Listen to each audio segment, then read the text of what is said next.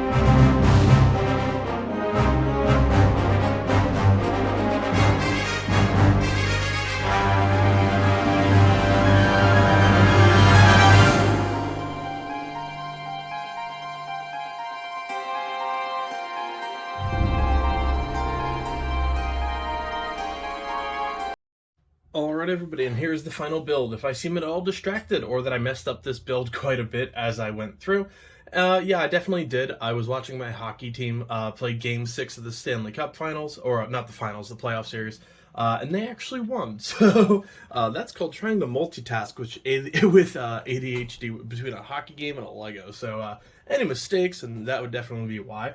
Something I keep forgetting to do on sets like this is, like, if they have special instructions or like an actual cool book, I never show these off. So I'm trying to get better about that. I always forget it. Feel free to call me out if you see it, because I do it quite often. For this one, since this is the Emperor's Throne Room, they do have some art from the actual battle in the Return of the Jedi, and then over here, Sealing the Destiny of the Galaxy, and an explanation of why this scene is so important, not just for Star Wars, but in like all of pop culture. I mean, this is a very defining scene for pretty much all of that. And then the very infamous quote, "I'm a Jedi like my father before me," which you do in fact see as the featured quote on this set. And then it also goes into the staging the scene, how they actually made it. You know, the amazing picture of Emperor Palpatine between the lightsaber of Luke and his dad, of course. And then over here, the actual lightning effects with the Emperor, and like how you can set up the scene a little bit differently. So I do really, really like when they do some special stuff with the instructions. I just wish I would actually remember to call those out a little bit more. But here's the actual set itself. I really like it as a display piece. As for the build, it used very unique building strategies, and I mean that in a very positive way. It's different. Now, I've never built any of the other diagrams. None of them have really, you know, caught my fancy, I guess you could call it. They're not bad. I like them as display pieces, just I have limited amount of space and resources at this point. So I like all the diagrams, but I like them more with minifigures based, rather than like on a much smaller scale. But that's all personal preference, of course. The build was interesting, but I will not say the most fun. I will say some of the windows in the back, and when I switch it around, I'll actually show you what I mean. Just some of like the actual window pieces back there, a little bit of a pain. Then of course up front you do have the Lego Star Wars logo, and then the quote, I am a Jedi like my father before me, with a little Luke Skywalker underneath it. And then of course the 40th anniversary of Return of the Jedi badge. I actually really do like the placement on this one, next to some really cool railings that I might utilize in my city once I actually start building some of the walkways. I do really like these pieces. They'd have to be modified a little bit more for that, but in this setting I do really like them. The really cool translucent light blue also is a really good tone shift from all of the light gray and dark gray and black. So it's a really nice color popper. And then of course the lightsabers look great. I chose to position them like this, just because for display purposes, I do like this. So of course you do have the steps leading up to here. You also have two single hole pieces right here that you can position some minifigures. For instance, if you want to put Luke like laying on the steps, or Darth Vader laying on the steps like they've been defeated. It would be really cool to have these like next to each other, almost have like a battle damaged Vader. I know he obviously doesn't die in that room, but it would still be pretty cool to like do a before and after scene. I think that would be really cool. But for $100, good luck on that one. And then in here, you can remove this little piece of a panel, and then these two little 1x2 slots can hold Emperor Palpatine's lightning. I chose to display them with the set. I just think it looks really cool, and like I said, it is a really good like color differential.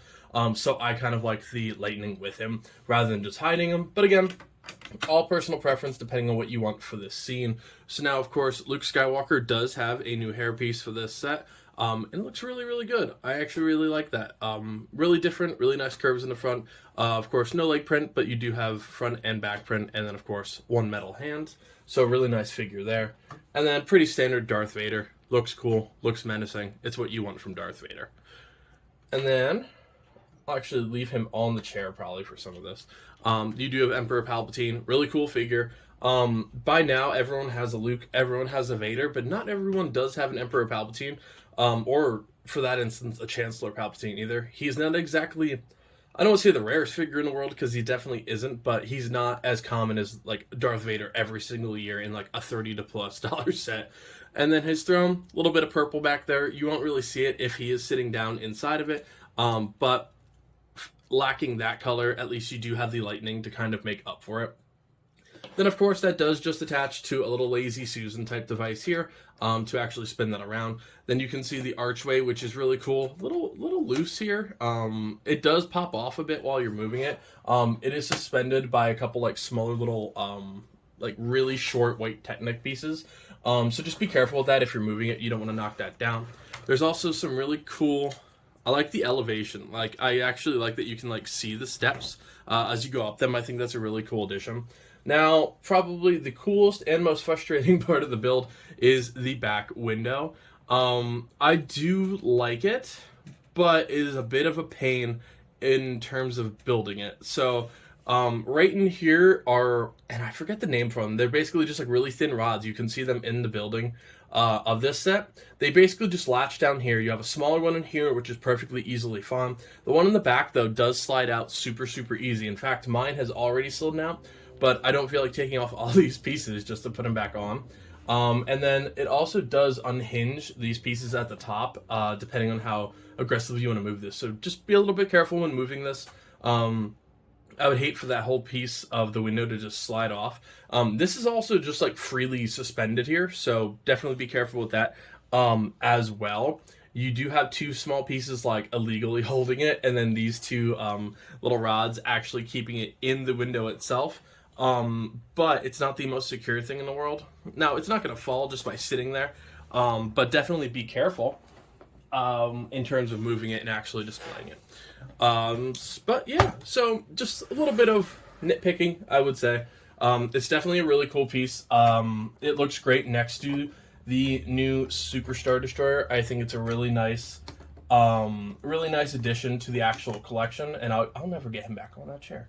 I think it is a really, really cool set. I do enjoy it. $100, still a bit questionable, in my opinion, as to if it's like the best bang for your buck for $100, but the scene itself is really cool. And plus, you know, you get an Emperor Palpatine.